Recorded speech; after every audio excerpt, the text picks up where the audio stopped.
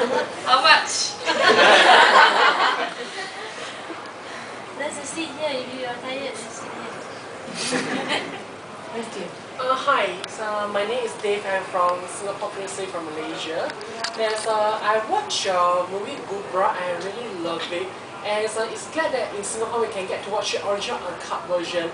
However, I do understand that when Gubra was released in Malaysia, there are some things that has to be removed so that it can get to screen in Malaysia.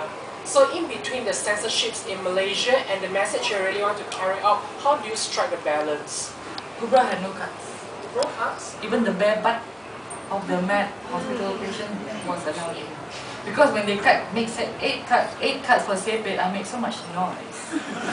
So they say, if we cut Gubra, this cow will make so much noise. I think that, so they let it through. No cuts. Gubra, only sepet had cuts. And Rabun. Gubra had no cuts, Moksin had no cuts. They're not that bad. When is Talent Time actually coming out? April, hopefully. Are you from Singapore? Yes, His name is Thomas Chia. He's right behind you. If he wants to bring it, it will come in. If he don't want to bring it, it won't come. So after you go and see him.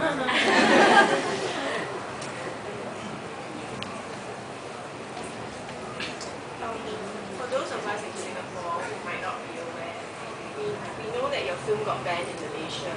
But Not sure yet. It hasn't been approved yet. What do you think it is about the films that offends the people in a position to disapprove of it? Well, they made a lot of noise about me shaving her to start with. They were not happy with that. But one TV station censorship board said the film is okay but change the titles, and I refused to. And I suspect they may ask me, they may say, remove only 2 scenes and we're okay. Remove the boy kena punish and remove the girl kena shave. And if you take these 2 scenes, the film means nothing. So they haven't taken it out yet. I just anticipate. Hopefully, maybe they won't. But what is so offensive about those? Shaving of the hair. I mean, it seems like it's personally offensive to them. Why? I don't really understand. I thought it was religious sensitivity. Maybe one day I will make a film about a mufti who, on the surface of it, is really mean, but there is a sweet side to it. Yeah, because all of us here seem such sweet, nice characters, but I'm sure there are sides of us which are awful. I know I have sides of me which are a bit temperamental, and so. I cannot say bad things about the muftis because I'm sure there are parts of them which are really, really nice, and I'm not here to judge them. Cik adik yang berbaju biru tak ada soalan ke? Just my mom. Ya, saya nak cakap tahniah. Directly, film Muallaf ni banyak unsur-unsur dakwah yang tak disebut. Saya ucapkan tahniah dan saya rasa dia banyak buat bobot tentang dosa dan tahniah. Awak dari sini boleh? Saya She said that perhaps Muallaf might encourage people to doing good without me intending to encourage people to do good and be good. I hope she's right.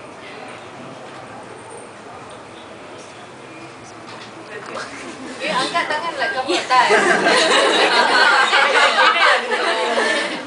Okay, what triggers you to do something like a topic that is controversial? And for Sharifah Amani, how do you deal with the botak part? Usually I keep quiet. There's no point in arguing, and then the newspapers really love it when you argue back. And then they will berpanjangan and then all kinds of things, and I'm not interested for that to happen. Usually they will say all kinds of things, I just keep quiet and then it will die down. They will say, Puan Yasmin, awak tahu tak, Rais Yatim kata gini. Apa komen? I will say tak ada komen. Tapi tak baik kan dia cakap macam tu kan? I kata, it's okay.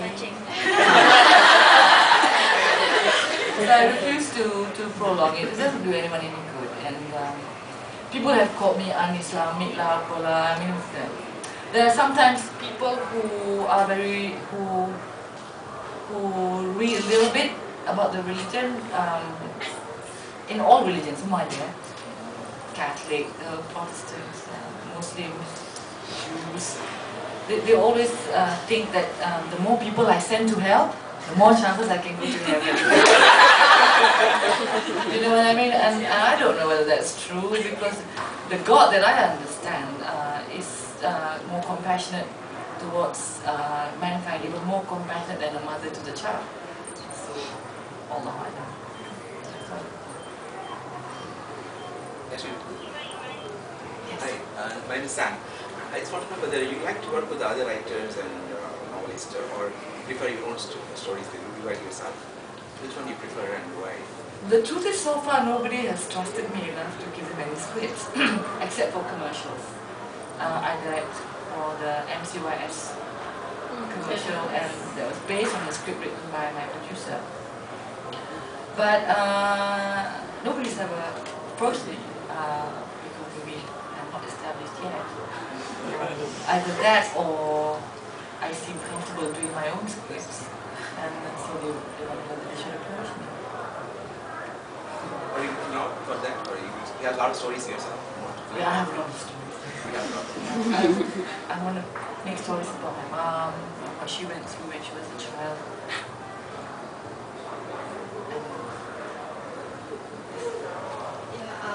Listen, I'm a very big fan of films, and usually after I watch one, I'm usually sort of really affected for a few days afterwards. And when I read in your blog something, that one of your main intentions was for people not to overthink certain scenes, but to actually feel.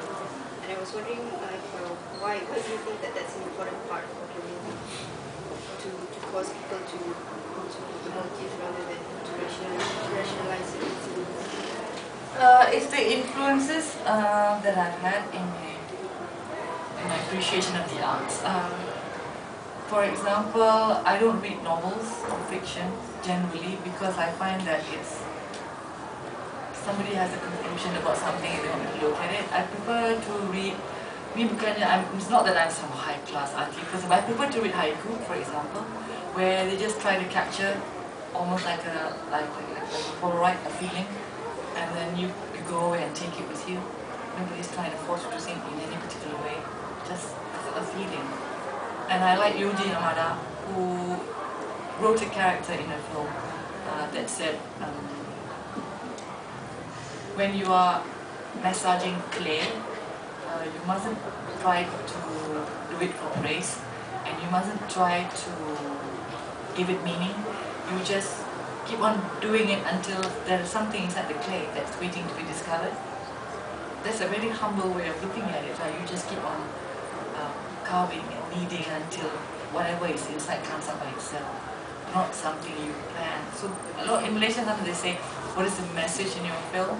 And I want to more and more remove messages if I can. It's very hard, because as there will be something that I feel that I want to put inside my film, but I'll try to remove slowly messages. Moksin, I think, is the most messageless film, yeah. But and therefore it is the wisest, because human beings are never really wise. I think everybody is dense and shallow and incredibly stupid, and the best we can do is observe the way we feel and how people react to each other, to their mothers, to their friends, and we just record it, and then from there, because it happens naturally, God's wisdom will come through and not ours.